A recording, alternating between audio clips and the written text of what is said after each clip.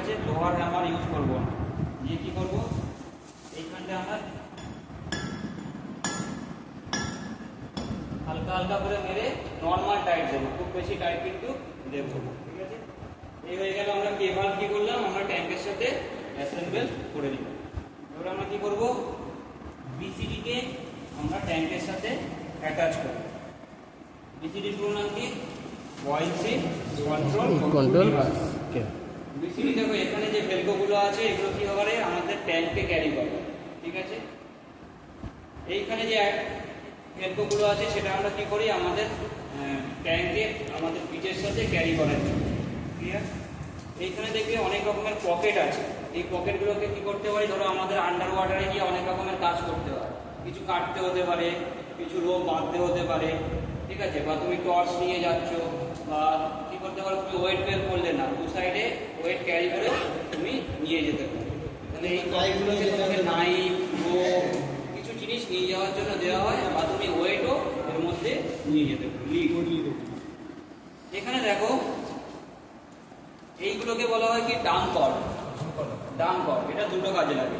একটা কি হয়, এয়ারকে বের করে দেয়, আর একটা কি হয়, বিসিডির মধ্যে জল ঢুকলে সেটাকেও বের করে দেয়। কিভাবে বের করবে, বিসিডির মধ্যে জল ঢুকলে তুমি এটাকে ইউজ করেছো, ইউজ করার মধ্যে এর ভিতর জল আছে, তাহলে প্রথমে কি করবে, এটাকে ফ্রেশ ওয়াটারে ধুয়ে নেবে। ধুয়ে নিয়ে এটা ডিফ্লেক্টর বটনটাকে প্রেস করবে, ম্যানুয়ালি মুখ দিয়ে হাওয়া করবে, আবার প্রেস করবে, হাওয়া করছে।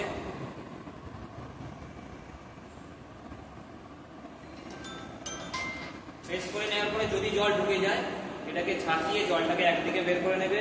যেদিকে ডাম্পারটা আছে, ডাম্পারটা টানলে এখান থেকে জল যদি থাকে বিসিডির মধ্যে, জলটা বেরিয়ে যায়। বিসিডিকে সবসময় ড্রাই করে রাখবে, এর লংজিভিটি অনেক বাড়বে। এখানে দেখো, এখানে যে বিসিডি কেবল বা ইনফ্লেটেবল হোসটা আছে, সেটা হচ্ছে এই যে হোয়াইট অ্যাশ কালারের বটনটা আছে, এটা কি করে, এয়ার ছাড়ার জন্য। ঠিক আছে, যদি তোমার বিসিডিতে এয়ার থাকে তাহলে এয়ারটাকে ছাড়ার জন্য, তার মানে কি ডিফ্লেক্ট করার জন্য। আর যে রেড কালারের বটনটা আছে, এটা কি করার জন্য, এয়ার ভরার জন্য। কোথা থেকে এয়ার করবে, ট্যাঙ্ক থেকে বিসিডি। এটা তুমি ধরো ম্যানুয়ালিও করতে পারো। যখন ম্যানুয়ালি করবে, ধরো তুমি আন্ডার ওয়াটারে আছো, তুমি তোমার ট্যাঙ্কের এয়ার নষ্ট করতে চাইছো না, তাহলে কি করলে, ব্রিদিং নিলে, ব্রিদিংটাকে হোল্ড করলে, এই যে ছাড়ার যে বটনটা আছে ওটাকে প্রেস করবে, প্রেস করে মুখ দিয়ে, ঠিক আছে, আবার কি করলে, রেগুলেটর নিয়ে আবার ব্রিদিং। ক্লিয়ার? এতে কি হবে, তোমার যে রিজার্ভ এয়ারটা আছে সেটা নষ্ট হচ্ছে। আর কি করবে, যখনই বিসিডিতে এয়ার করবে, সঙ্গে সঙ্গে মানে একসাথে প্রেস করে ধরে রাখবে। তাহলে কি করতে হবে, তোমার অ্যাসেন্ডিং ফাস্ট হয়ে যাবে, বিসিডিটাকে বাস্ট হতে পারে, অনেক প্রবলেম হতে পারে। কি হবে, আমরা যেভাবে বন্দুক চালাই, ট্রিগার দেওয়া হয়, এবার ট্রিগার প্রেস করবে, একবার দুবার, এইভাবে হালকা হালকা করে আমরা এয়ারটাকে ধরবো। বিসিডি অ্যাসেম্বল করছি।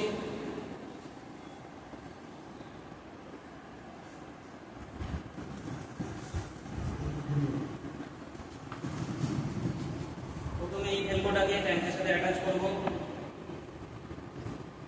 তারপরে এই নেকে এই ভেলকোটাকে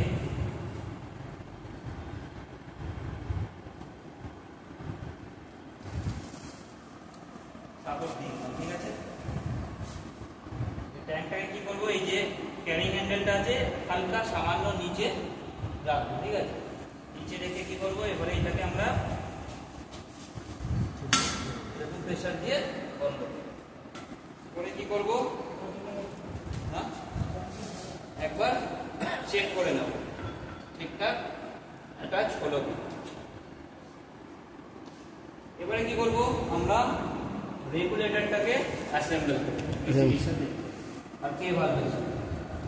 যখনই রেগুলেটর ইউজ করবে, তারপরে দেখবে এই যে এই জিনিসটা আছে কালো রঙের, এই কভারটাকে সবসময় ঢেকে রাখবে, ওয়াশ করবে। যখনই যেই কোনো জলে, ধরো তুমি বিসিডি ইউজ করে যে কোনো ড্রাইভিং সেট ইউজ করলে, তাকে আফটার ইউজ ফ্রেশ ওয়াটার দিয়ে ওয়াশ করে দেবে। এইগুলোর ভিতরেও ফ্রেশ ওয়াটার দিয়ে ওয়াশ করে দেবে। ওয়াশ করে নিয়ে এই যে কভারটা আছে, কভারটাকে লাগিয়ে দেবে। কি হবে, ডাস্ট কিছু যাবে না।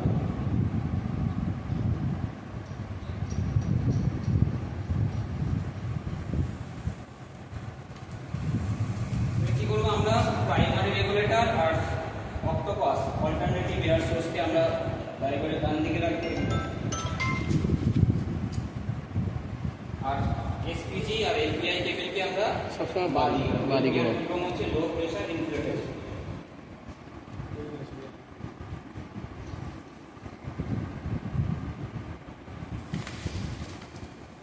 দুটো যেন ভি শেপে থাকে, ঠিক আছে? ভি শেপে আমরা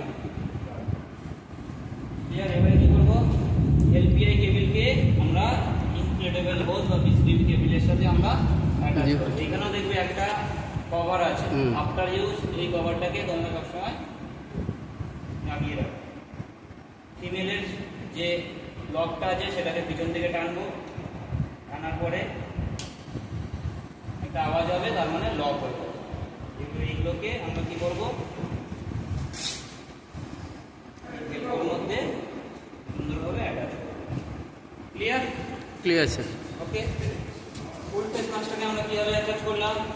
যদি আমরা হাফ ফেস মাস্ক করি তাহলে এই যে দেখবে